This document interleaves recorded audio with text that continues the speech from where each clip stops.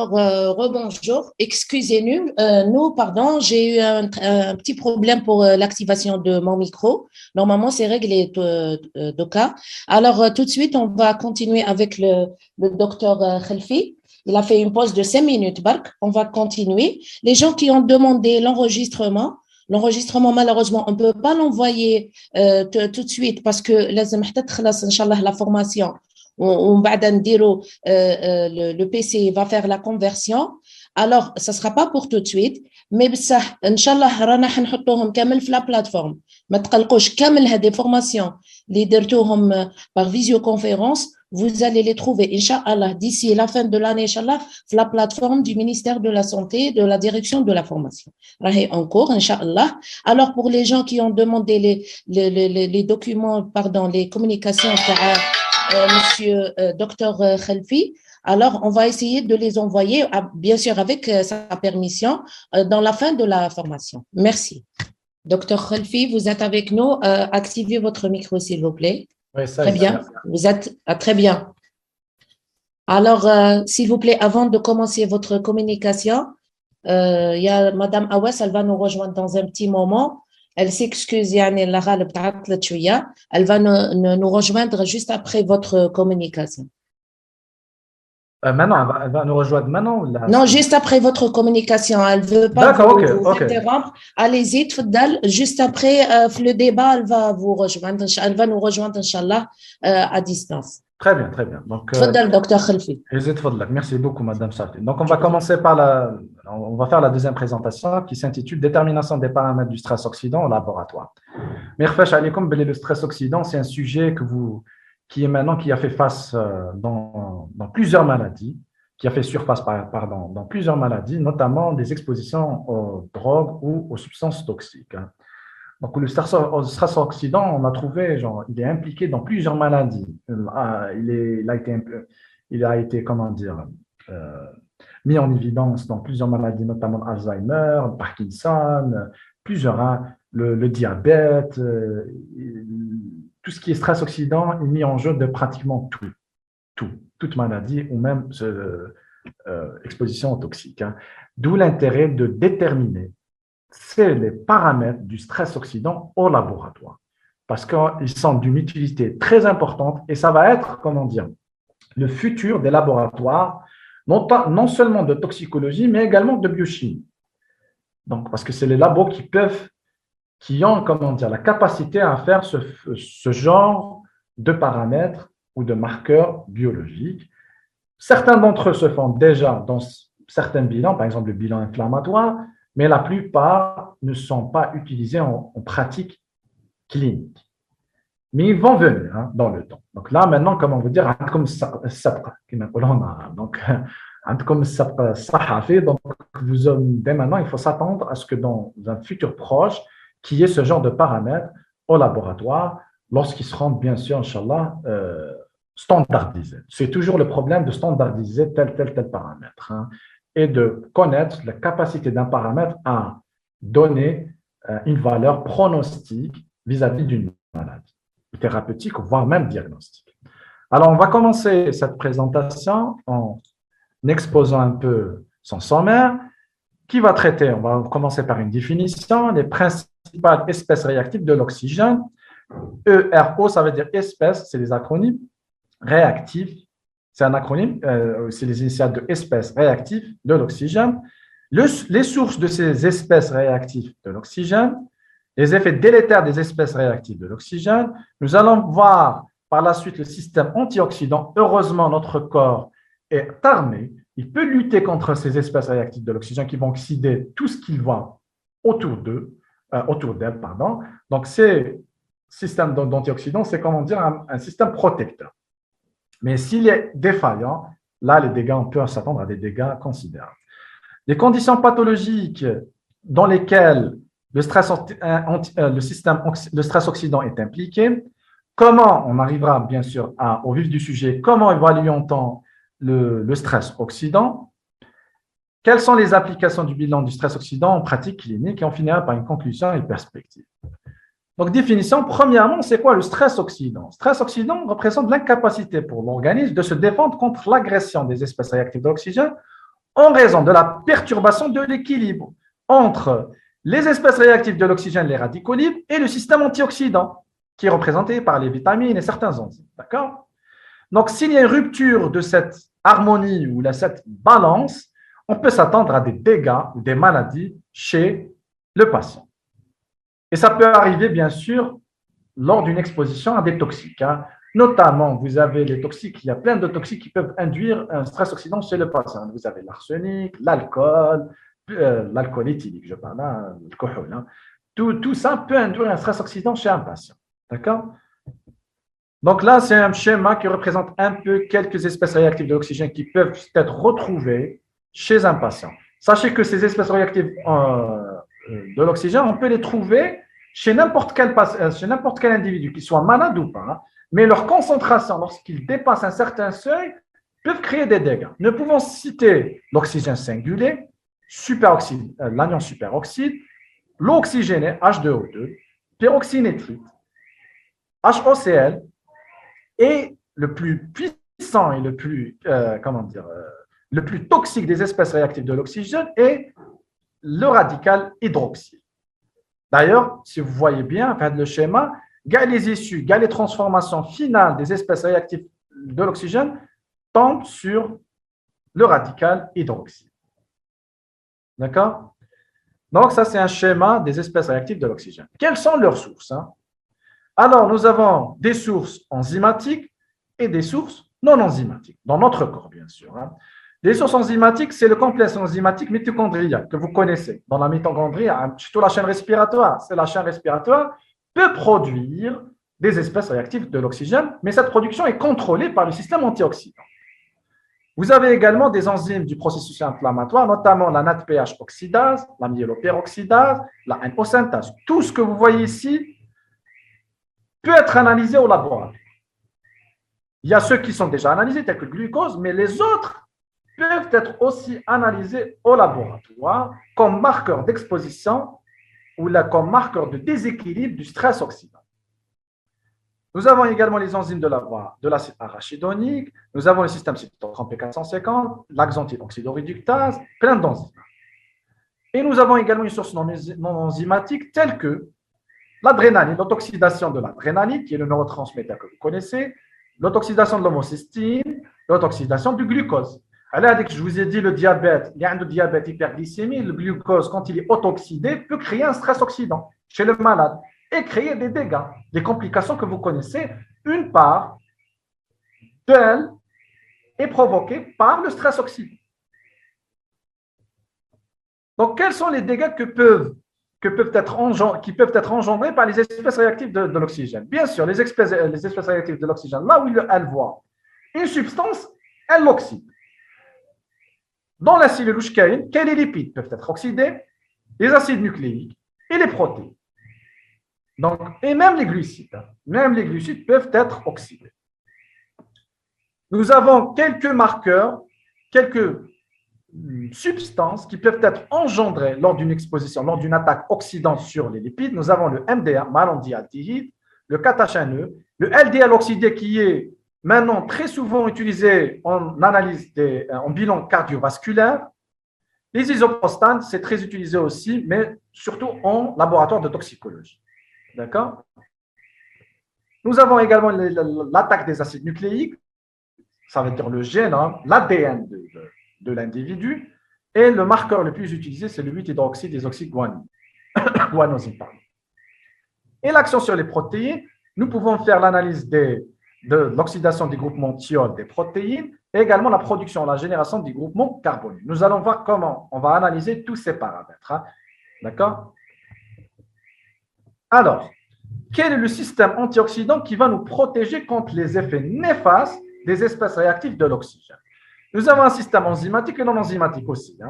Le système enzymatique, nous avons la superoxyde dismutase, la catalase, glutathion peroxydase, glutathion réductase, thiorédoxine peroxydase, amoxygénase, mais également nous avons un système non enzymatique qui peut être endogène ou exogène, qui peut être apporté par l'alimentation. Nous avons la vitamine E, C, A et P, coenzyme Q10. Nous avons les oligoéléments tels que le sélénium, le cuivre et le zinc. Nous avons également les protéines transporteuses qu'on fait dans un bilan biochimique normal, tels que l'albumine, la ferritine, transpérine, celluloplasmine. Nous avons également GSH, glutathion, bilirubine, l'acide urique qui jouent un rôle d'antioxydant dans l'organisme. Donc, jusque-là, avez-vous des questions?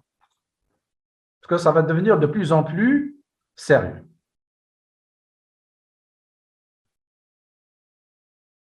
Donc, nous avons vu que les espèces réactives, il y a un équilibre entre un système oxydant et un antioxydant dans l'organisme, dans le corps humain, qu'il y a des sources des espèces réactives de l'oxygène qui peuvent être enzymatiques, non enzymatiques, notamment les toxiques et les drogues. Et nous avons un système protecteur contre les effets oxydants qui est composé d'un système enzymatique et non enzymatique, de molécules enzymatiques ou bien d'entités enzymatiques et non enzymatiques. Jusque-là, avez-vous des questions?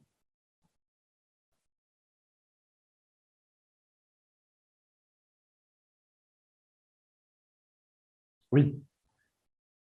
Sana Kacham. Si vous avez une question, avez-vous des questions?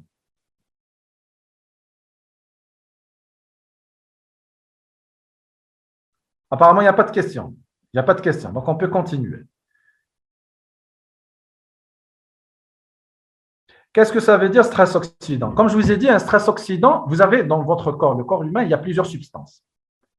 Plusieurs substances qui existent dans le corps humain, notamment le glucose, triglycérides, que vous connaissez, cholestérol, tout ça. Il y a également ce qu'on appelle des espèces réactives de l'oxygène. J'ai cité quelques-unes, comme le superoxyde, l'anion superoxyde, l'oxygène singulé. Vous avez, et le plus toxique, c'est le radical hydroxyde. Les espèces réactives de l'oxygène peuvent être engendrées, créées dans l'organisme. Heureusement, on a un système antioxydant qui peut protéger contre les substances oxydantes. Donc, si l'équilibre est interrompu, ou là, il est, comment dire, défaillant, ou là, il y a un déséquilibre dans ce système oxydant-antioxydant, on a ce qu'on appelle un stress oxydant.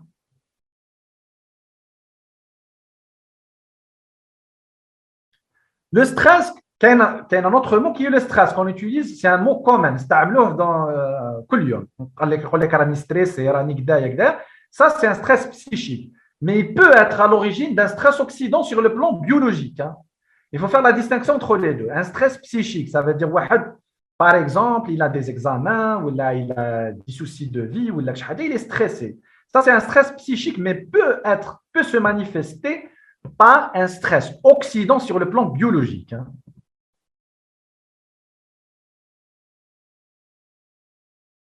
L'UV peut engendrer des radicaux libres. Exposition aux UV, on va voir un peu les toxiques. Je vais vous citer les toxiques qui peuvent engendrer ce genre de stress oxydant. Les UV, effectivement, peuvent engendrer l'exposition aux UV, par exemple du soleil, peuvent engendrer un stress oxydant chez l'individu.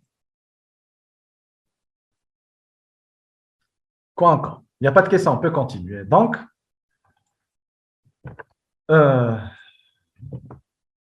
on va maintenant citer quelques domaines, les domaines médicaux qui utilisent le stress oxydant, qui s'intéressent au stress oxydant. Nous avons, par exemple, les maladies cardiovasculaires, notamment l'athérosclérose. Je vais citer au fur et à mesure des exemples.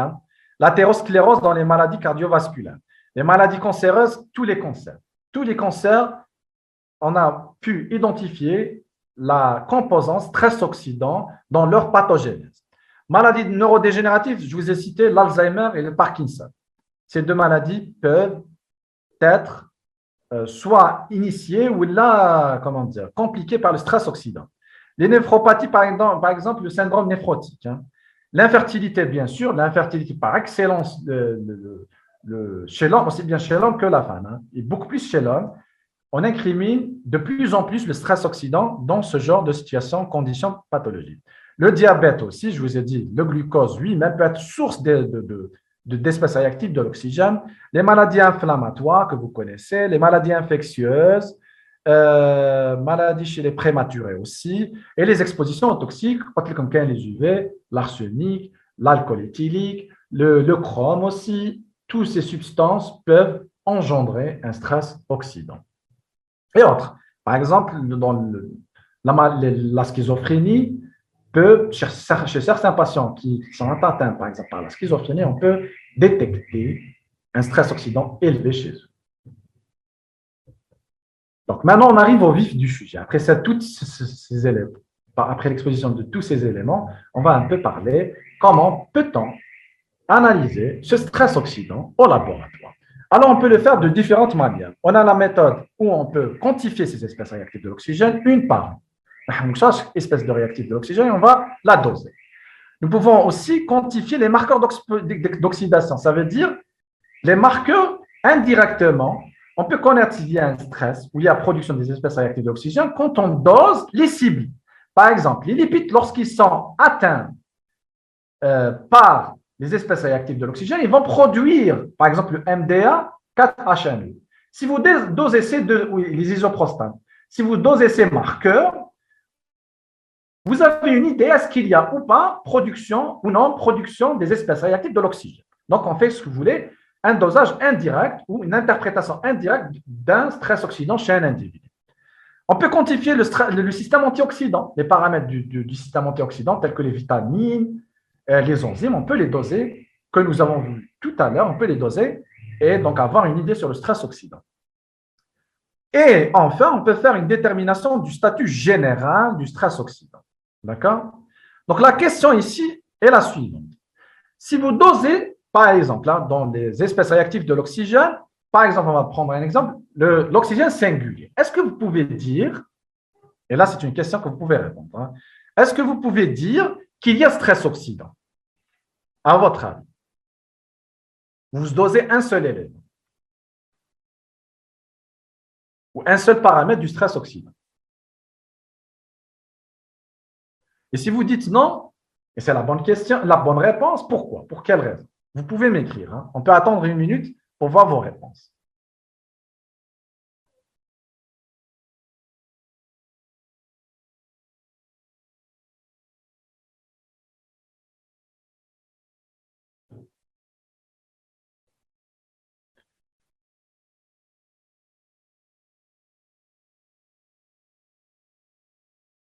Et effectivement, Redmi 8, il a répondu, il a donné la bonne réponse.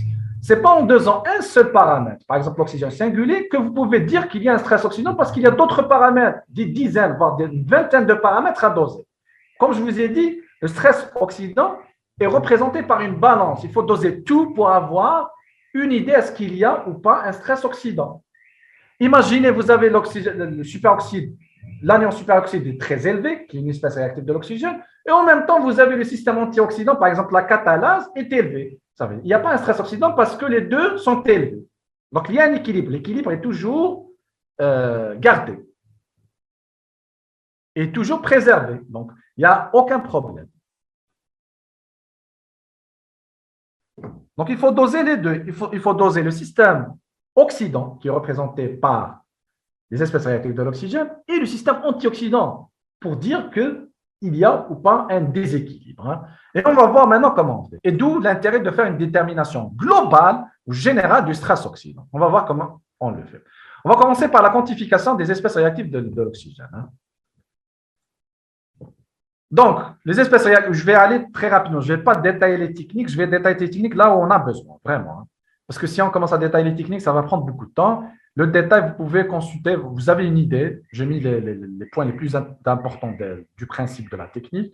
Mais si vous voulez avoir un détail, le détail de ces techniques, vous pouvez les trouver facilement sur Internet ou sur les livres, dans les livres ou dans les publications. Donc, pour quantifier les espèces réactives de l'oxygène, nous avons une mesure directe. On peut faire une mesure directe et indirecte. Les mesures directes peuvent se faire par chimiluminescence, par résonance paramagnétique électronique et par spectrophotométrie. Par spectrophotométrie, on peut doser l'eau oxygénée, le H2O2, on l'appelle également le pyroxyde d'hydrogène, et les nitrites qui sont produits à partir de monoxyde d'azote par la méthode de Griès ou la méthode de peroxydase. Ça, ce sont des techniques très faciles que vous pouvez mettre au point dans un laboratoire de toxico ou bien de biochimie. C'est une méthode spectrophotométrie. Les deux premières nécessitent quand même un appareillage coûteux. Les méthodes indirectes, On peut doser, par exemple, la source des espèces réactives de l'oxygène, par exemple, la myéloperoxydase. MPO, c'est la myéloperoxydase, c'est une enzyme qui peut produire les espèces réactives de l'oxygène. Si vous trouvez son taux ou son activité est très élevée, ça veut dire qu'il y a une production importante des espèces réactives de l'oxygène. Et aussi là, on peut mettre au point cette technique au laboratoire très facilement parce que c'est une méthode spectrophotométrique qui utilise comme réactif le haut-dianisétine. D'accord? Maintenant, on passe à la deuxième partie. On peut doser les marqueurs d'oxydation dus aux espèces réactives de l'oxygène. On va commencer par les lipides. Dans les lipides, nous pouvons doser, par exemple, les diènes conjugués. Les diènes conjugués, je vous rappelle, c'est les substances qui sont produites suite à l'attaque des espèces réactives de l'oxygène sur les lipides. Ces diènes conjugués, on peut les doser par spectrophotométrie à une longueur d'onde de 234 ou là par HPLC aussi. MDA, malondialdéhyde, peut être dosé par spectrophotométrie ou par HPLC. 4-HNE, il est souvent dosé par CpG masse. Les isoprostanes qui sont très dosés dans les laboratoires de toxicologie, on peut les doser par spectrophotométrie de masse, par spectrométrie de masse, pardon, CpG masse ou là HPLC masse. LDL oxydé, qui est très dosé maintenant dans les laboratoires de biochimie notamment, surtout à l'étranger, à des fins de pronostic de la maladie qui est connue, athérosclérose. Le dosage peut être fait par une simple ELISA. J'espère que la plupart d'entre vous ont vu déjà un jour l'ELISA, comment elle fonctionne. Donc, on peut doser ces LDL oxydés. LDL, vous savez, c'est les lipoprotéines. Donc, la partie lipidique est oxydée dans ces lipoprotéines et ça crée ce qu'on appelle des LDL oxydés. Une LDL oxydée. Cette LDL oxydée peut être dosée par méthode ELISA. Donc, si vous dosez par méthode ELISA les LDL oxydés, vous les trouvez à des niveaux très élevés, c'est un facteur de risque pour la maladie d'athérosclérose. Non seulement facteur de risque, mais aussi ça donne un mauvais pronostic par rapport à cette maladie. Donc, nous avons vu les lipides. Ça, c'est l'oxytase. C'est, si vous voulez, une mesure générale de l'attaque des perturbateurs, des espèces réactives de l'oxygène sur les lipides. Si vous avez une coloration violette, par exemple, ici, ça veut dire le niveau 5, ça veut dire qu'il y a une destruction massive des lipides par les espèces réactives de l'oxygène et ça indique une activité très importante des radicaux libres et des espèces réactives de l'oxygène sur les lipides. Donc, ça, c'est accessible à l'étranger. On passe maintenant à l'oxydation des protéines. Donc, dans les marqueurs d'exposition, on a les lipides, on va voir les protéines, les acides nucléiques, qui est l'ADN, et les glucides. Pour les protéines, nous pouvons doser de paramètres très importants, les protéines carbonyles par méthode HPLC, ou bien spectrophotométrie, voire même méthode immunoenzymatique. Groupement thiol, on peut les doser par méthode souvent spectrophotométrie en utilisant DTNP. Nous pouvons doser d'autres paramètres d'une attaque des espèces réactives de l'oxygène sur les protéines, notamment l'oxohistidine par HPLC, quoi encore, dityrosine aussi par HPLC fluorescence, nitrotyrosine par HPLC UV, HPLC fluorescence, HPLC électrochimique et CpG masse. Tout ça, on peut le doser. Tous ces marqueurs reflètent une attaque des espèces réactives de l'oxygène sur les protéines. Mais les plus utilisés sont les deux premiers, les groupements carbonyles et les groupements thiol. Maintenant, les marqueurs de l'oxydation des acides nucléiques, le paramètre le plus utilisé est celui du 8-hydroxydésoxyguanosine. On le dénote de cette manière, 8-OHDG. Donc, son dosage peut se faire dans les urines et même dans les cellules circulantes. Dans les cellules circulantes, on peut faire une électrophorèse et dans les urines, on peut le détecter par HPLC-MS, par méthode ELISA et leur concentration doit être standardisé par rapport au taux de créatine dans les urines. C'est toujours le cas quand on fait un dosage en toxicologie. Toujours on se reflète par rapport à la diurèse du patient. D'accord? Et enfin, mesure de l'oxydation glucidique. Donc, deux paramètres peuvent être dosés pour refléter un peu, pour indiquer une oxydation des glucides dans une cellule ou dans l'organisme en entier, si vous voulez. On dose pentoside et méthylglycoxal ces deux-là peuvent être engendrés par l'oxydation du glucose. Le glucose, notamment chez le diabète, lorsqu'il est oxydé par ces espèces réactives de l'oxygène, peut engendrer ces deux paramètres qui peuvent être dosés par HPLC. Avez-vous des questions jusque-là?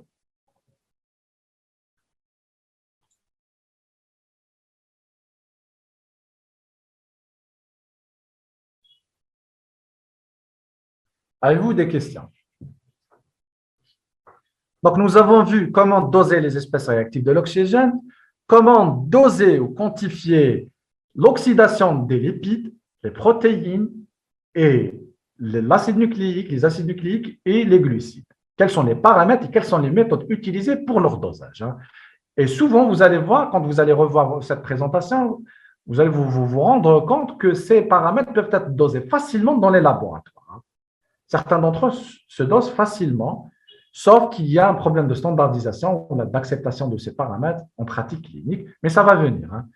Du moment qu'on est en train d'impliquer le stress oxydant dans plusieurs maladies, ça viendra tôt ou tard. Les effets engendrés sont-ils réversibles? Oui, effectivement, sont réversibles parce que vous imaginez bien qu'il y a toujours des systèmes de réparation dans la cellule, voire dans l'organisme en entier. Mais si déjà ces systèmes de réparation sont affectés, sont altérés, là, vous imaginez bien que les effets engendrés ne peuvent plus être réversibles, voire même irréversibles. La demi-vie des antioxydants. La demi-vie des antioxydants, bon, on va commencer par les oxydants.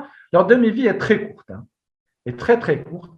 Par contre, pour tout ce qui est marqueur d'oxydation, leur dosage, leur demi-vie est assez large et la fenêtre de détection est assez large, on peut les doser facilement.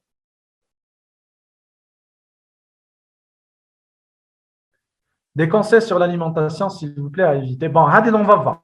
On va discuter ça d'ailleurs dès maintenant. On va commencer sur l'alimentation. Comment apporter un apport important en antioxydants pour éviter les effets délétères des espèces réactives de l'oxygène.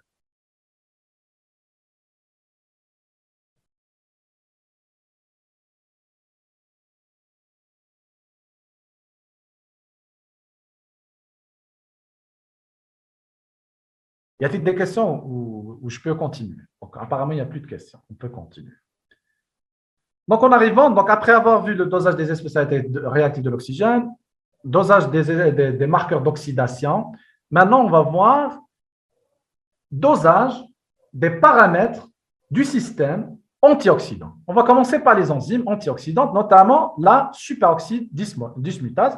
Elle peut être dosée par spectrophotométrie et le principe général de la technique de dosage, il est là, il est illustré ici. Je ne vais pas le détailler parce que ça va prendre beaucoup de temps. Si je détaille chaque technique, on va pas s'arrêter. Le but, c'est de savoir que ce dosage peut se faire par spectrophotométrie. Donc, ça veut dire que c'est un laboratoire. Un spectrophotomètre, il peut s'équiper avec quelques réactifs, il peut faire le dosage de cette enzyme antioxydante qui détruit le superoxyde. D'accord? On peut également, dans les enzymes, s'intéresser à la catalase. On peut doser également la catalase par spectrophotométrie, par une simple spectrophotométrie. Et aussi, la catalase est une enzyme très importante du système antioxydant. Elle détruit l'eau oxygénée. Elle le transforme en H2O et oxygène, O2. Nous pouvons doser également la GPX érythrocytaire, par polarographie, mais aussi par spectrophotométrie. Même la glutathione peroxydase plasmatique, on peut la doser par méthode immunoenzymatique.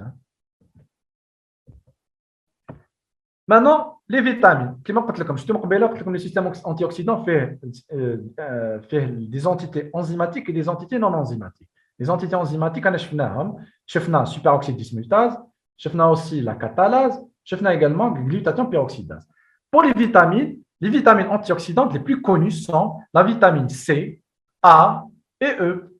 Et ces vitamines peuvent être dosées par HPLC, UV, couplé à l'UV ou bien la fluorimétrie ou la CPG. Les oligoéléments aussi. Certains oligoéléments sont antioxydants, tels que le sélénium, le manganèse et le cuivre et le zinc. Donc, ces 4 paramètres peuvent être dosés par spectrométrie d'absorption atomique. D'accord? Mesure du glutathion, également, c'est un élément, d'ailleurs, qu'on peut le trouver dans les compléments alimentaires. Hein. Les compléments alimentaires, vous pouvez trouver les vitamines et le glutathion. Donc, le glutathion peut être dosé par spectrophotométrie ou bien par HPLC. Et l'acide urique que le corps humain peut produire aussi joue le rôle d'acide comment dire, d'antioxydant. D'ailleurs, l'acide urique est dosé dans le cadre de la goutte, de la maladie de la goutte, dans les laboratoires de biochimie. Il peut être utilisé pour évaluer le stress oxydant, parce que l'acide urique lui-même, c'est une substance antioxydante. D'accord? Maintenant, mesure globale. On a fini avec le troisième, rappelez-vous. Hein. Nous avons vu Hadoma. Nous avons vu quantification des espèces réactives de l'oxygène, quantification des marqueurs d'oxydation, quantification des antioxydants. Mais on a dans le dernier cercle, détermination du statut général du stress oxydant. On va voir comment on le fait. Et ça, c'est le plus intéressant. Donc, pour dire qu'il y a un stress oxydant ou pas, vous devez au minimum, doser 10 paramètres. 5 du stress oxydant, du système oxydant et 5 du système antioxydant. Vous voyez, pour dire qu'il y a ou pas un stress oxydant. D'accord? Donc, on continue. Déjà, avez-vous des questions? Donc, je m'arrête ici. Si vous avez des questions, c'est le moment.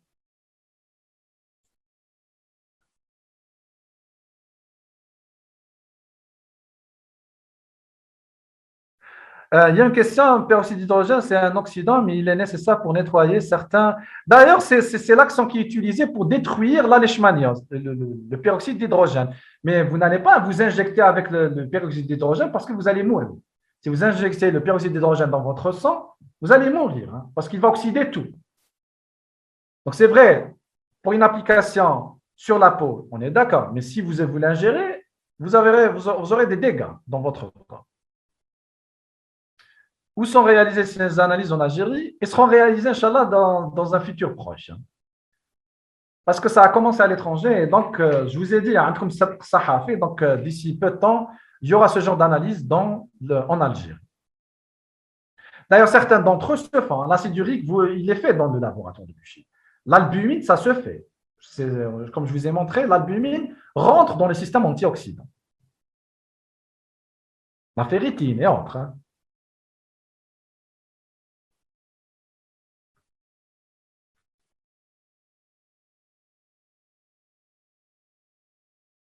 Y a-t-il des questions? Alors, on peut continuer. Il n'y a pas de questions, on peut continuer.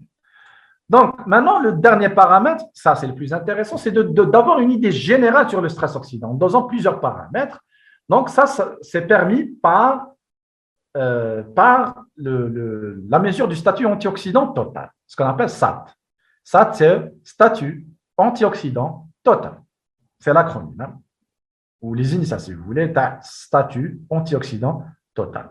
Donc, le statut antioxydant total, c'est une analyse, d'ailleurs, il est vendu hein, par Randox, donc ils le vendent. C'est quoi au juste hein?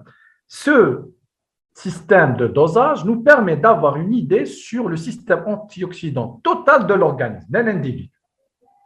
Comment ça se fait? Vous avez, par exemple, vous prenez du sang, du plasma d'un patient et vous allez l'exposer. Par exemple, les globules rouges, vous allez les exposer à une source d'espèces réactives de l'oxygène. S'il y a, à votre avis, je vais poser la question suivante, s'il y a un stress oxydant, est-ce que ces globules rouges vont être hémolysés rapidement ou moins rapidement?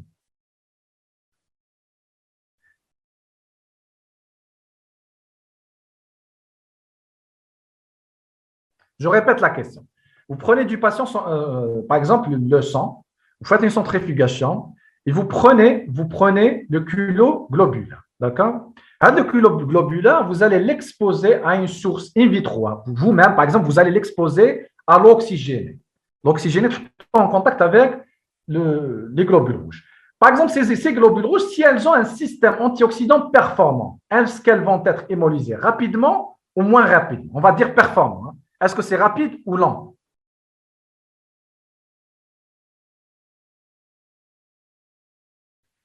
rapidement s'il n'y a pas des antioxydants, mais s'il y a des antioxydants, ça veut dire que leur hémolyse va être lente. Vous êtes d'accord? Effectivement.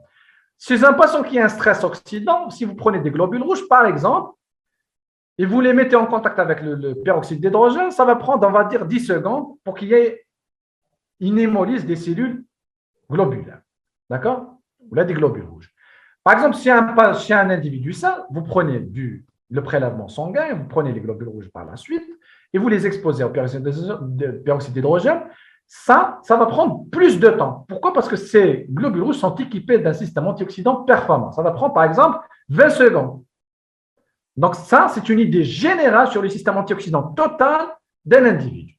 Donc, vous imaginez bien que ces tests se diffèrent selon la source productrice des espèces réactives de l'oxygène. Certains vendeurs, certains fournisseurs, ils utilisent le peroxyde d'hydrogène, d'autres, ils utilisent une autre substance, par exemple les nitrites. Ils utilisent, par exemple, le HOCl.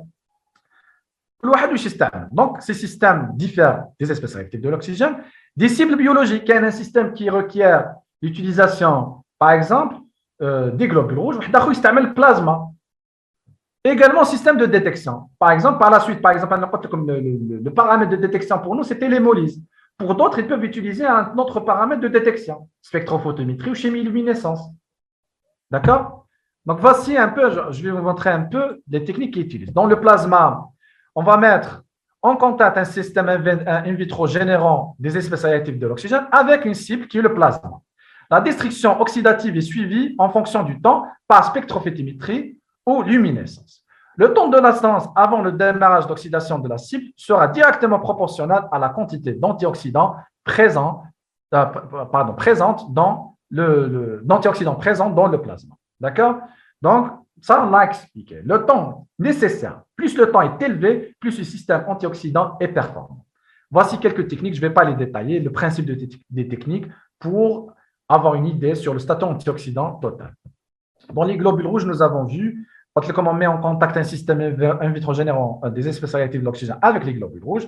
Le taux d'hémolyse est mesuré comme marqueur du dommage oxydatif. Le temps de latence avant le démarrage de l'hémolyse sera directement proportionnel à la quantité d'antioxydants présents dans les érythrocytes. D'accord? Donc, ça vous donne une idée globale sur le système antioxydant d'un patient. Ça, c'est une chose très intéressante et vous avez vu très bien que cette analyse peut être réalisée par un simple microscope. L'hémolyse, on peut la détecter par microscope, un simple microscope. Sur les réactifs, on les met en contact avec les globules rouges, on a le microscope et on utilise le chronomètre. Et on peut dire est-ce qu'il y a un système antioxydant performant ou non performant chez un patient. Maintenant, après le SAT, on va voir l'oxyscale. L'oxyscale, par exemple, il vous permet de doser 10 paramètres.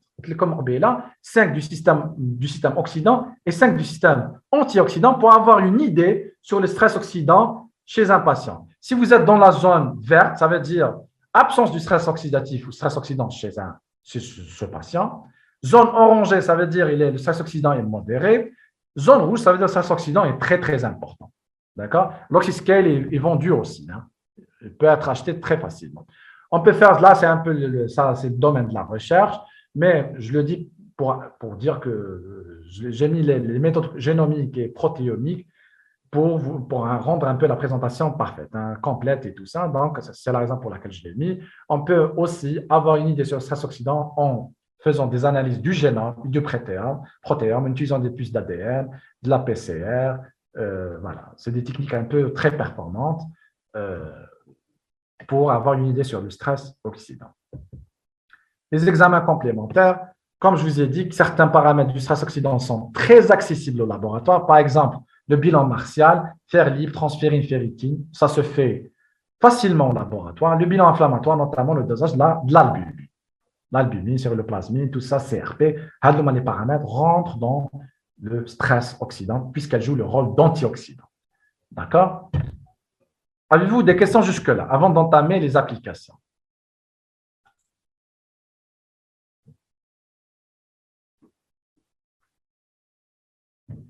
Il y a une question de Redmi 8 qui dit, il dit que puisque l'action des antioxydants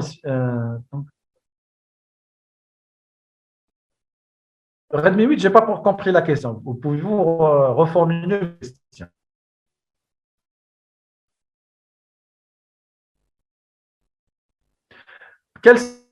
Il y a une très bonne question de Zerada. Quels sont les signes cliniques évocatrices pour penser à réaliser les paramètres du stress?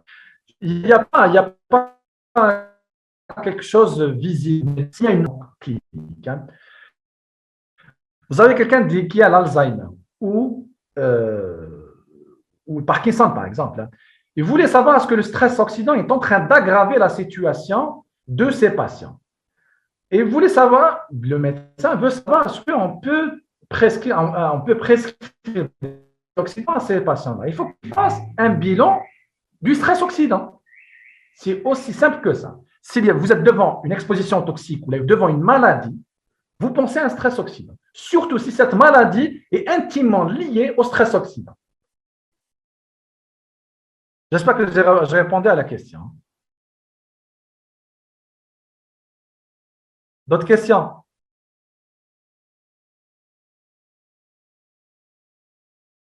Y a-t-il d'autres questions?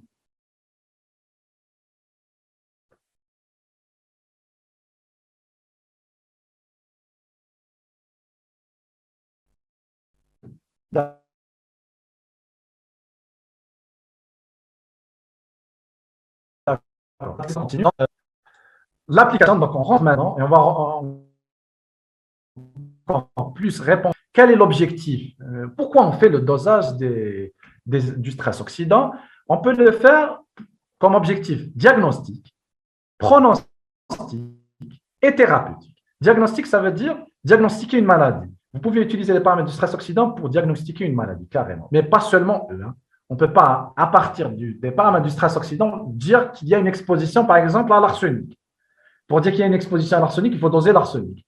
Mais si vous trouvez un stress oxydant, vous pouvez penser à un toxique ou à une maladie. D'accord? Pronostic, ça veut dire quelqu'un qui est malade. Par exemple, l'exemple typique est l'athérosclérose. L'athérosclérose, vous voulez voir est-ce que le pronostic TAO est mauvais ou pas. Vous pouvez faire un dosage du stress oxydant, voire même un seul paramètre qui est le LDL oxydé. Thérapeutique, par exemple, vous voulez savoir est-ce qu'un traitement un nouveau traitement qui a été mis en œuvre, et vous voulez tester son efficacité sur une maladie. Vous pouvez utiliser ces paramètres du stress oxydant comme indice de succès thérapeutique. Ça veut dire si vous introduisez ce traitement et que le malade, le bilan au stress oxydant est équilibré, ça veut dire que ce traitement est efficace. Ça veut dire que ça renseigne sur un succès thérapeutique. Donc, voici les objectifs du bilan du stress oxydant en pratique clinique. Et vous allez voir les applications. Je vais vous montrer des tableaux qui ne sont pas exhaustifs, mais qui renseignent sur l'application de ces paramètres en pratique clinique. Mais avant ça, je vais vous montrer les étapes. Comment on fait au laboratoire? Premièrement, on fait un prélèvement qui peut être urinaire, sang, culot sanguin, tout ce que nous avons vu tout à l'heure. Même l'air expiré, on peut doser, par exemple, certains, les isoprostanes, on peut les doser dans l'air expiré. Même l'air expiré, qui est un milieu alternatif, que nous avons vu dans la présentation 1, on peut l'utiliser pour doser les marqueurs d'oxydation chez un individu. Par la suite, on fait les analyses. Je vous ai montré les analyses, spectrophotométrie, chromatographie, immunoanalyse. On peut faire le dosage de certains paramètres. Et à la fin vient l'interprétation qui se basera sur quoi? Sur les valeurs physiologiques pour les techniques quantitatives, le seuil de positivité pour les techniques semi-quantitatives et l'interprétation doit prendre en considération également la pathologie concernée. D'accord? Parmi les étapes, comment on fait la détermination d'un bilan du stress oxydant de A à Z. Ça, c'est les grandes lignes. Maintenant, on va voir les valeurs physiologiques. J'ai mis dans ce tableau-là pour vous aider parce que vous n'allez pas les trouver partout. Certains d'entre vous, après la présentation, ils vont vers les automates, ils chauffent le COBAS, ils chauffent le DAT-Bearing, l'expand, ils chauffent les paramètres, est-ce qu'ils existent dans tout ce qui est proposé par les fournisseurs. Malheureusement, heureusement, certains d'entre eux sont accessibles, mais la majorité des paramètres du stress oxydant ne se font pas par automate. Mais ça vient. Je vous ai dit, pour les mettre dans les automates, il faut qu'il y ait une demande par les praticiens. Et je peux vous dire que les praticiens demandent de plus en plus ces paramètres en pratique clinique. Et on va de plus en clair, certains fournisseurs s'intéresser à ce genre de bilan au laboratoire. D'accord? Nous avons par exemple, quand même la référence et les valeurs physiologiques proposées par les publications. On a le SAGE, on a le superoxyde d'isomodase, catalase, MDA, l'acide ascorbique qui est la vitamine C, la valeur normale, l'acide urique, lycopène, alpha-tocopherol qui est la vitamine E, la valeur normale, tout ça. Tout ça, vous pouvez le trouver selon leur milieu biologique, le paramètre, la valeur physiologique proposée par les références qui sont mises complètement à droite. D'accord? Donc, si vous cherchez la valeur, vous faites un dosage d'un paramètre et vous voulez le comparer par rapport à un intervalle physiologique, voici le tableau qui va vous aider. Hein? Le tableau. Bon, voilà. Même le sperme, comme je vous ai dit tout à l'heure, parce qu'il y avait une question sur le sperme tout à l'heure, est-ce qu'on peut l'utiliser comme milieu alternatif en toxicologie? On l'utilise beaucoup plus pour, par exemple, une application pratique, hein, pour les gens qui manifestent une stérilité. Par exemple, un homme qui manifeste une stérilité, on peut lui demander le sperme et doser certains paramètres du stress oxydant pour dire est-ce que le stress oxydant chez cet individu est à l'origine de la stérilité. D'accord? Et voici les valeurs normales. Hein. Et on va voir comment le faire dans le sperme. Donc, l'application, maintenant, on va voir une application pratique hein, de l'infertilité qui, je peux vous dire, hein, est souvent associé au stress oxydant et ce stress oxydant est souvent associé à la consommation de substances auxquelles on est exposé chaque jour. Hein. Donc, par exemple, il y a certaines substances oxydantes qui peuvent être qualifiées de pratiquement, on va dire, toxiques, qui est à l'origine d'un stress oxydant et ce stress oxydant est à l'origine chez certains hommes d'une stérilité. Là, comme l'exemple typique, c'est les perturbateurs endocriniens. Les perturbateurs endocriniens que tout le monde connaît peuvent générer un stress oxydant. Et ce stress oxydant peut générer une infertilité. Et comment savoir est-ce que le stress oxydant est dû à un stress l'infertilité est due à un stress oxydant en faisant les dosages suivants que je vais étayer par la suite. Hein. Donc, sachez que lorsque le stress oxydant est mis en jeu dans une infertilité chez un homme, voire une femme, mais à un degré inférieur, donc, il est dû principalement à la NADPH oxydase, hein, qui génère des quantités considérables de l'anion superoxyde. Ce dernier va provoquer une peroxydation des lipides, donc diminuer la fluidité et l'intégrité de la membrane des spermatozoïdes. Vous voyez, highlight là un peu la physiopathologie de la stérilité due au stress oxydant. Donc, le dosage du stress oxydant peut se faire par des méthodes directes et indirectes. Direct par chimiluminescence en faisant réagir les espèces réactives de l'oxygène avec luminol, lucigénine, et on suit le signal par un luminomètre. Hein, les espèces réactives de l'oxygène qui existent dans le sperme hein, d'un patient. Zidolo seulement luminol ou lucigénine, et on va suivre le signal par luminomètre, comme l'appareil, hein, comme le luminomètre. Ici, vous mettez. Ça, tout est contrôlé par un système informatique. Vous mettez votre prélèvement et l'ucigénine, par exemple, un flacon contient l'ucigénine, elle va être introduite au sperme, votre prélèvement qui existe dans l'appareil.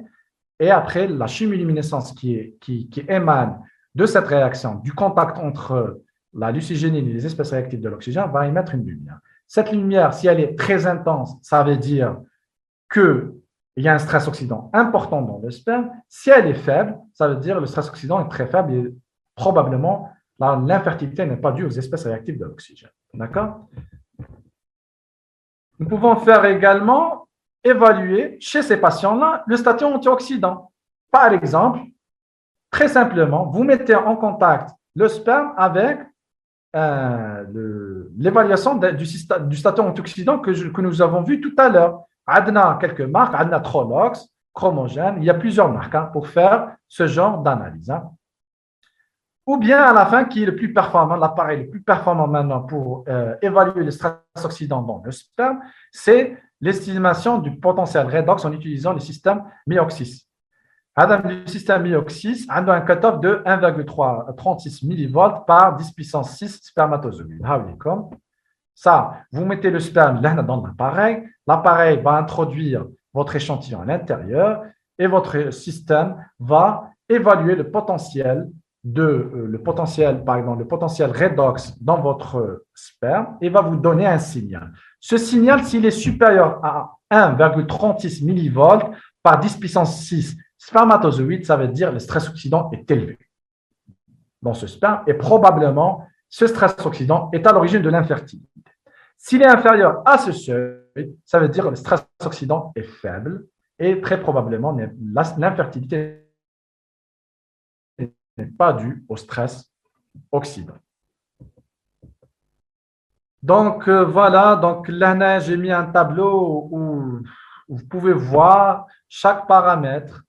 Par exemple, domaine de néphrologie, les paramètres les plus souvent utilisés dans le domaine néphrologique, par exemple, nous avons les LDL oxydés, les AOPP, MDA, comme paramètres du stress oxydant.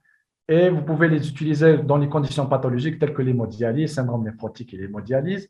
Et ça a un intérêt, par exemple, thérapeutique. Si vous dosez, par exemple, vous dosez le MDA chez un hémodialysé qui prend, par exemple, la vitamine E, vous pouvez dire, si vous prenez un hémodialysé auquel vous dosez le LDL oxydé et vous introduisez de la vitamine E chez les hémodialysés pour favoriser le système antioxydant, si vous trouvez que le LDL oxydé a diminué, ça veut dire que ça a un intérêt thérapeutique. Ça veut dire que votre traitement, l'introduction de la vitamine E chez ce malade était bénéfique. Pourquoi? Parce que le LDL oxydé a diminué.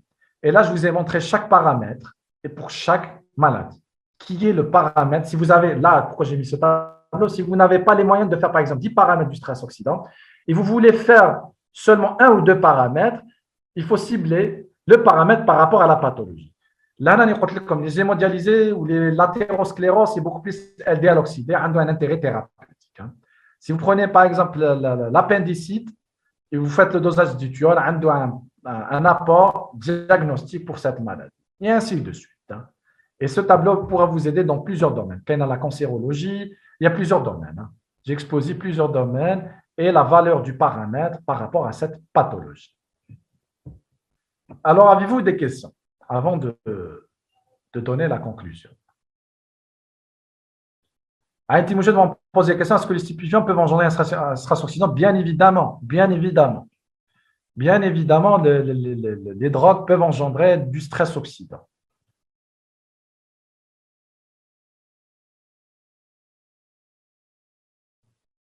Y a-t-il des questions?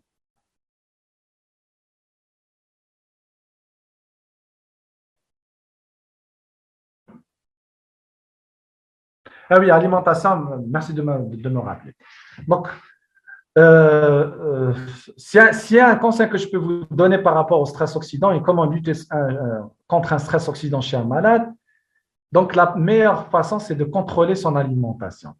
Éviter, favoriser tout ce qui est légumes, tout ce qui est, tout ce qui est légumes, tout ce qui est légumes ou fruits qui contiennent des apports très importants en vitamines, notamment la vitamine A, C, E. Aussi, je vous conseille de prendre des compléments alimentaires si vous êtes stressé ou vous pensez que vous êtes malade et tout ça. De temps en temps, il est recommandé d'utiliser des compléments alimentaires. Certains disent non, mais je peux vous recommander l'utilisation de certains compléments alimentaires qui contiennent déjà le glutathion. Le glutathion est un très, très bon antioxydant que vous pouvez trouver dans certains compléments alimentaires. Donc, les comme la vitamine C existe dans les oranges, ça c'est clair. Vitamine E, je pense que vous connaissez les sources de la vitamine E, les concassés et tout ça. La vitamine A, il y a dans plusieurs fruits, dans plusieurs légumes, notamment les carottes. Donc, il faut maîtriser ça et éviter tout ce qui est, comment vous dire, tout ce qui peut être source de substances oxydantes. Notamment tout ce qui est alimentation riche en carbohydrates. L'exemple typique, c'est celui des boissons gazeuses. Les boissons gazeuses contiennent des quantités énormes, bien que je consomme, les boissons gazeuses. Je ne peux pas arrêter la consommation des boissons gazeuses. Je sais les dégâts qu'ils peuvent engendrer, mais je suis habitué à la boisson gazeuse. Mais pour un conseil, je peux vous dire que ces boissons gazeuses contiennent des concentrations très, très élevées en carbohydrates, en glucides. Et comme vous l'avez vu tout à l'heure, le glucose, lorsqu'il est en concentration très élevée dans un corps, il peut engendrer, il peut être lui-même source d'espèces réactives de l'oxygène. Donc, évitez tout ce qui est alimentation riche, voire même très riche en carbohydrates. C'est-à-dire favoriser tout ce qui est bio, oui, effectivement, tout ce qui est bio, pourquoi bio? Bio parce que vous trouvez par exemple, les légumes bio, tout ce qui est fruits bio, vous trouvez ces substances antioxydantes en concentration supérieure à celles retrouvées dans les légumes et fruits traités. Donc, vous trouvez des quantités considérables. Les oméga aussi, les oméga sont recommandés comme antioxydantes, donc vous pouvez aller.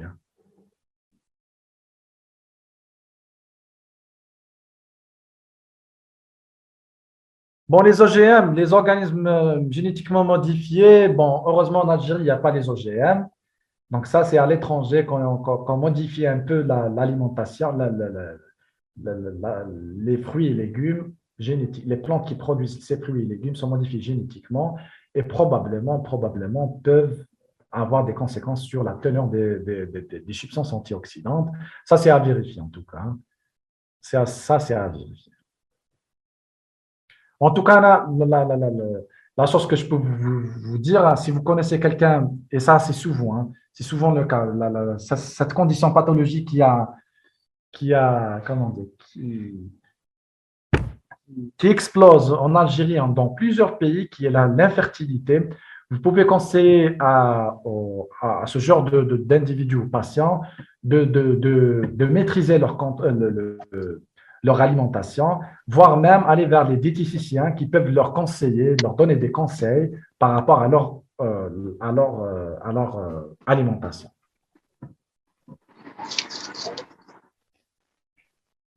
Docteur Khalfi, oui, madame. Oui, madame je pense qu'il y a la participation de Madame Awes. Ah, très bien, très bien. Madame Awes, vous êtes avec nous? Vous arrivez à activer le micro?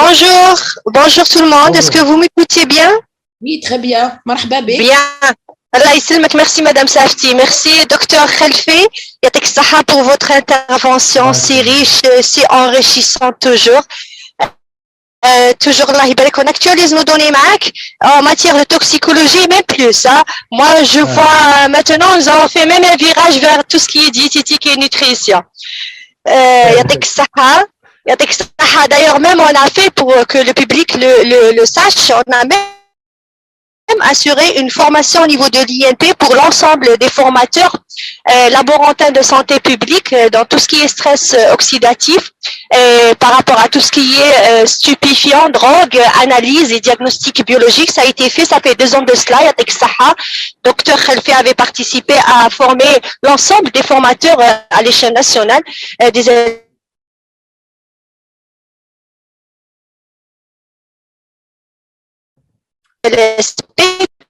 comme il a aussi participé à la formation dédiée exerçant au niveau du oxydatif, bien sûr. Alors, docteur Khalfi, par rapport au stress oxydatif, la question a été posée, c'est de joindre aussi les deux thématiques, on va dire, le stress oxydatif et la prise de certains stupéfiants. Le rapport entre les deux, est-ce que vous pouvez, s'il vous plaît, nous éclaircir ce rapport? Comment peuvent les stupéfiants engendrer un stress oxydatif? Oui, certains stupéfiants, si vous voulez. Merci, Madame Awes, d'abord.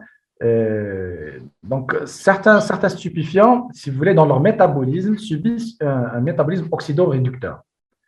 Donc, par exemple, une substance, je donne l'exemple à l'alcool. L'alcool, que tout le monde connaît, c'est une substance stupéfiante en Algérie, mais dans d'autres pays, ce n'est pas une substance stupéfiante. Mais si on se concentre sur l'Algérie, sachez que l'alcool, quand il est transformé dans l'organisme, il est transformé en 2 étapes. La première étape, c'est via l'alcool déshydrogénase. L'alcool se transforme, qui est l'alcool éthylique, l'éthanol se transforme en acétaldéhyde. Et par la suite, ce dernier est métabolisé en acide acétique via l'ALDH, aldéhyde déshydrogénase. Malheureusement, cette transformation n'est pas exempte de dégâts. D'ailleurs, cette transformation, le but, c'est quoi? C'est transformer l'alcool qui est toxique vers une substance moins toxique. qui est l'acide acétique. Mais il y a production parallèle du peroxyde d'hydrogène. Et le peroxyde d'hydrogène, c'est une espèce réactive de l'oxygène. Et si sa concentration augmente de manière considérable, elle peut engendrer un stress oxydatif. 2. L'acétaldéhyde aussi, il est dangereux. S'il n'est pas très rapidement transformé en acide acétique, qui est au milieu, comme l'alcool, il se transforme en acétaldéhyde, puis en acide acétique.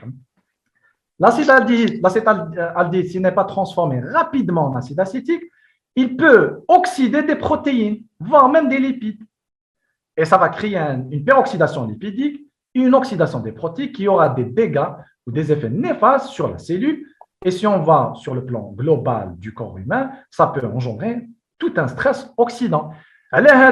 Chez les gens alcooliques qui prennent l'alcool de manière chronique, souvent, comme les dégâts, le foie est le premier organe qui est atteint par l'alcool. Il peut donner une cirrhose qui peut évaluer vers même un carcinome. La cirrhose, pas mal de gens qui ont le côté genre biochimique. On dose les sels biliaires, on dose les triglycérides, on dose le cholestérol pour contrôler un peu les dégâts que peut engendrer l'alcool éthylique. Mais maintenant, ce n'est plus le cas. L'alcool éthylique peut détruire le foie via le stress oxydant. Et comme je vous ai expliqué, via son métabolisme, sa métabolisation au niveau du foie. Oui, j'espère que j'ai répondu à la question. Très bien.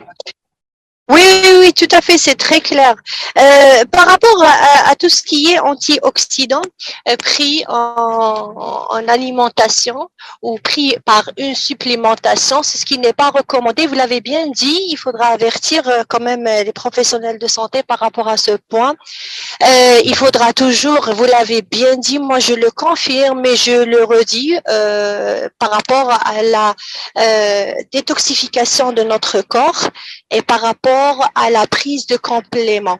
On ne rajoute jamais, il est recommandé bien sûr par plusieurs nutritionnistes de ne jamais prendre d'antioxydants sans pour autant faire des bilans pour doser préalablement quelle est la cause de ce stress oxydant. Il faudra le révéler et puis la prise, tout ce qui est prise et tout ce qui est posologie sera bien sûr donné et recommandé par un spécialiste.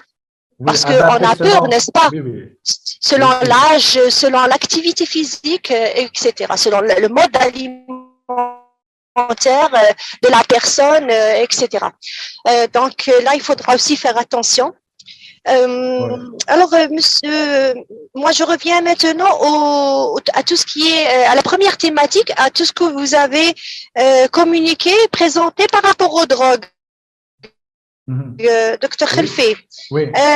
Il y a une question qui a été posée par Monsieur Chouaib Boutouatou de l'EPSP de Zeralda. Je ne sais pas si vous avez répondu à la question, Docteur Khelfi, par rapport au prélèvement, car il a posé une question d'une problématique qui revient on va dire souvent chez eux, au niveau du laboratoire d'urgence. Où ils reçoivent des patients, on va dire ivres, donc ils doivent leur faire des analyses, une prise, un prélèvement pour confirmer l'alcoolémie. Oui. Alors il a posé la question, à partir de quel prélèvement on le fait, et puis est-ce qu'il y a un tube spécifique pour ça? Oui, je pense avoir répondu à cette question. Pour le sang, généralement, on fait le sang. Lorsque le prélèvement arrive, si vous voulez, le patient arrive à l'hôpital, donc on n'a pas besoin de faire, pour l'alcool, je parle de l'alcool, on n'a pas besoin d'utiliser ou d'effectuer un prélèvement alternatif. On fait le sang. Le sang, on fait généralement 2 prélèvements. Un prélèvement pour faire le dosage et un prélèvement de contre-expertise. Le prélèvement de contre-expertise, il faut le stocker à moins 20 au cas où il y a un recours. Si le cas passe ou prend une tournure un peu médico-judiciaire, le deuxième prélèvement est exigé. Donc, le réflexe est de faire 2 prélèvements. Alors maintenant, le tube. Le tube, on utilise le tube NAF. C'est aussi bien un anticoagulant, le NAF, mais aussi le fluor est bactéricide. Il ne va pas laisser les bactéries pousser dans le prélèvement. Parce que la bactérie elle-même peut être source d'éthanol, d'alcool. Donc, on ne veut pas forcer nos résultats. Nous cherchons l'éthanol dû à la consommation par voie orale.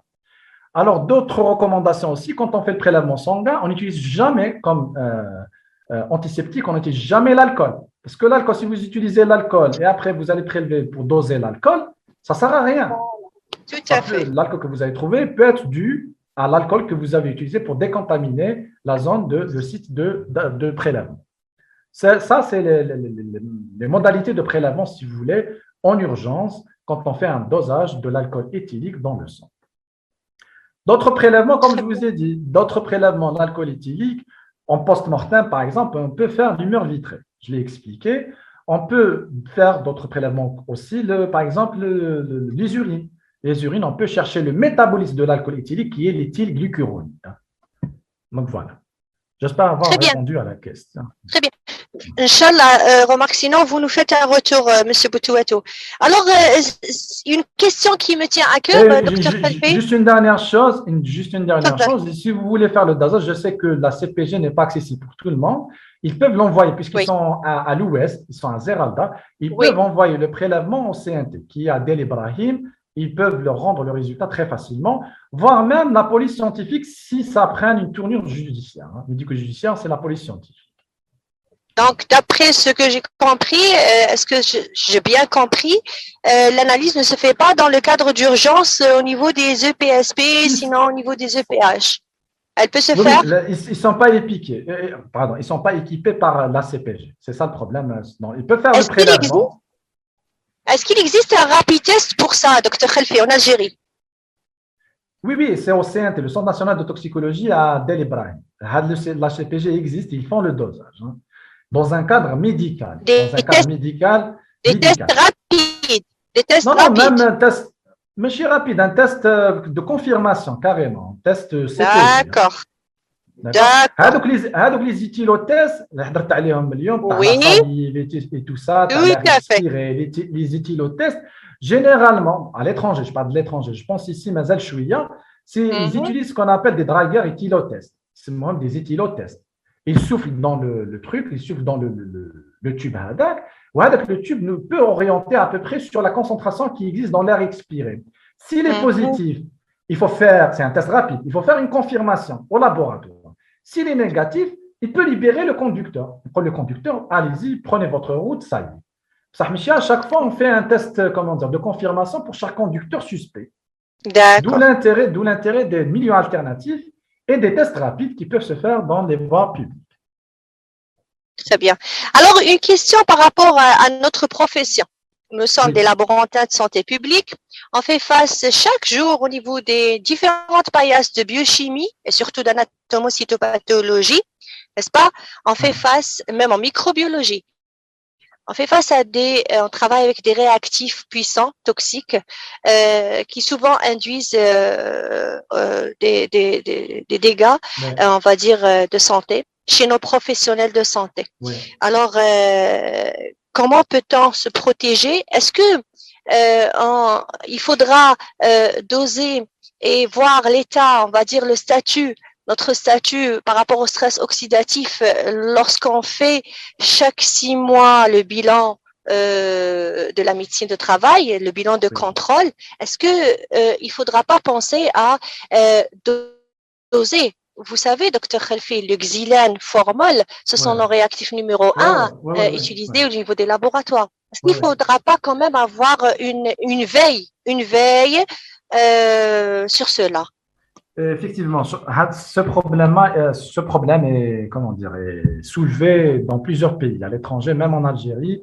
Et je pense en Algérie, c'est la demande. Normalement, ça commence par les chefs de service et le personnel qui est en face à ces substances extrêmement toxiques telles que le xylène. Moi, quand j'étais résident et même quand je faisais mon internat, je fais des stages d'anapath et tout ça. Et je peux vous dire que le réflexe de ventiler un peu la salle, de faire, de porter le masque et tout ça, ne sont pas vraiment respectés, sachant que le xylène, c'est un dérivé du benzène. Et d'ailleurs, c'est même les BTX, qui est benzène, xylène, toluène. Les substances sont extrêmement toxiques ils peuvent même engendrer, ce n'est pas pour vous faire peur, mais pour que vous ayez une idée sur la dangerosité de ces substances, ils peuvent même provoquer le cancer en chronique. Tout Donc, à fait. il faut vraiment, et si vous voyez ça de près, l'organisme, le xylène métallotoluène,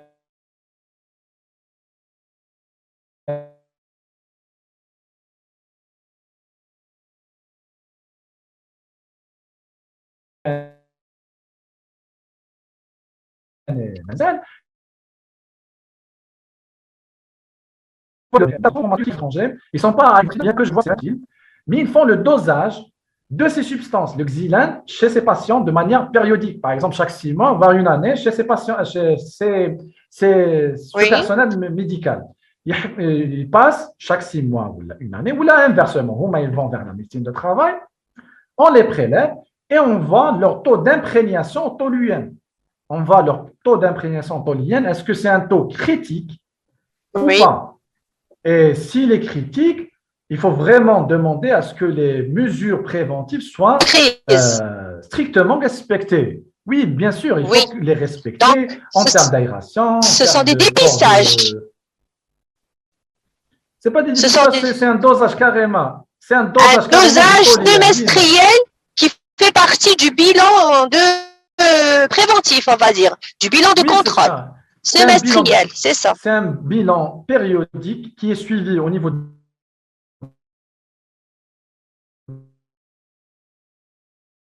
médecine de travail. Il fait même des bilans hématologiques, hein, parce que toluène attaque un peu les cellules sanguines.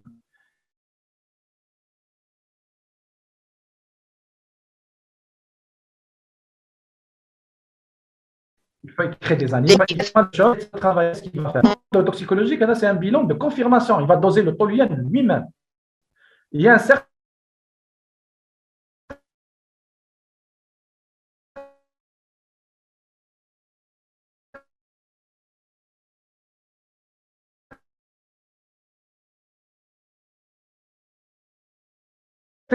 seuil à ne pas dépasser. Est atteint. Ça y est, il faut vraiment alerter le service à la et leur dire que le personnel, soit il ne respecte pas, parce que ça peut arriver.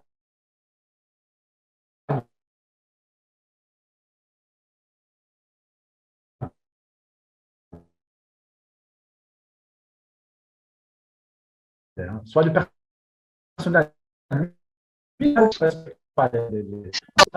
Merci beaucoup, merci à tous les participants. Moi, personnellement, je recommande. Franchement, je recommande le stress oxydant dans pas mal de domaines de pratique clinique, hein, notamment la cancérologie, parce que le stress oxydant est il a une place très considérable, qu'il y a le cancer, qu'il y a les maladies cardiovasculaires aussi, la néphrologie. C'est également, surtout chez les hémodialysés. D'ailleurs, maintenant, ces derniers temps, on recommande la vitamine E chez les hémodialysés. Il y a des gens qui disent non, mais il y a certains auteurs qui disent que c'est une bonne chose. Et même en toxicologie, des gens qui sont exposés, notamment l'alcool. Nous avons cité deux exemples parmi tant d'autres. Hein, parmi tant d'autres. Par exemple, le BTX, les stupéfiants. Il y a aussi, je peux vous dire, les polluants. Les polluants, il y a certains qui ont des maladies respiratoires, par rapport aux polluants qui existent dans l'air. Ces gens-là, on peut leur faire un bilan du stress oxydant. Et bien évidemment, plus précisément, dans le liquide de lavage, comment on appelle le liquide de lavage pulmonaire, le BAL. Pour LBA, pardon. Bronchiolaire, on peut faire le dosage de certains, notamment le H2O2. Hein, peut se doser de manière très facile dans ce milieu biologique et voir est-ce que ce malaise dans la respiration est dû à une pollution atmosphérique. Dû, bien sûr, à des polluants. Je peux citer plusieurs polluants. Nous avons le plomb, nous avons les particules, les nanoparticules. Il y a plusieurs choses qui peuvent engendrer ce stress dans le système respiratoire. Tout à fait, même les polluants par inhalation, les réactifs avec lesquels on travaille. C'est pour cela qu'il faudra toujours prendre toutes les mesures préventif pour préserver notre santé qui est notre capitale. Donc, même par rapport, les nutritionnistes en orthomoléculaire aussi recommandent à faire des cures de détoxification du corps journalière, sinon bon, hebdomadaire, on va dire au minimum. Il y a des alternatives qui font partie de la médecine, des solutions qui font partie de la médecine alternative, simple, non chimique, bio, comme la prise de l'eau chaude 3 fois par jour avant les repas, qui est un excellent remède pour éliminer tout ce qui est oxydant, tout ce qui est radicaux libres. Ça détoxifie le corps et c'est une solution qui est très simple, très pratique, accessible à tout le monde. Yatik Saha, docteur Khalfi, merci beaucoup. Merci à la direction de la formation. Merci. C'est un témoignage personnel que je fais et que je prononce en public. Vous êtes un des élites en toxicologie en Algérie. Pour tout ce que vous donnez pour la formation initiale, pour la formation continue, pour votre disponibilité. Inch'Allah, on espère vous voir prochainement pour une deuxième et troisième thématique avec d'autres populations même. D'autres spécialistes. Inch'Allah, je l'espère bien. Et merci pour l'invitation. Vous m'avez honoré par cette invitation. Hein. Franchement, c'est partagé. C'est partagé. Merci à Madame Safti. Merci à Madame Safti. Merci à Monsieur le directeur, Monsieur Dr Amrani. Merci à Monsieur le sous-directeur de la formation continue, Monsieur Fiala, qui nous facilite à chaque fois de diffuser l'information, qui facilite l'accessibilité à la formation, à nos laborantins de santé publique particulièrement. Rendez-vous, Inch'Allah, prochain, très proche, pour une autre thématique dans une autre spécialité avec un autre intervenant. Marhaba pour les gens qui veulent proposer des thématiques selon le besoin réel des laborantins de santé publique. Nous sommes toujours à l'écoute. Vous pouvez toujours me contacter dans ma boîte mail aoues-khadija09@gmail.com. Marhaba et à la prochaine fois, Inch'Allah. Merci Madame Safti. Madame Safti.